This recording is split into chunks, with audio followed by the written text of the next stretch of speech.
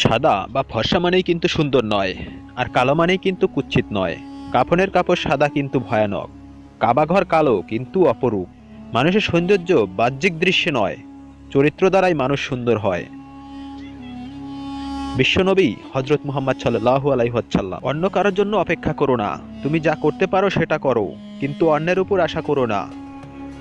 স্বামী বিবেকানন্দ, জীবনের একটা মুহূর্তও যদি বৃথা ব্যয় হয়, তবে সেটিকে কোটি কোটি স্বর্ণমুদ্রার বিনিময়েও ফিরে পাওয়া যায় না। সুতরাং বৃথা সময় নষ্ট করার চেয়ে বেশি ক্ষতি আর কিছুতেই হতে পারে না। চাণক্য,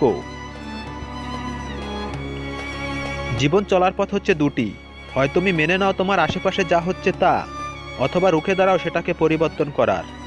হুমায়ুন আহমদ, তোমার যদি বড় হবার আকাঙ্ক্ষা না থাকে, যদি তুমি শুধু কেরানি হতে চাও, তাহলে কেরানিই হবে, আর কিছু হবে না। কিন্তু তুমি যদি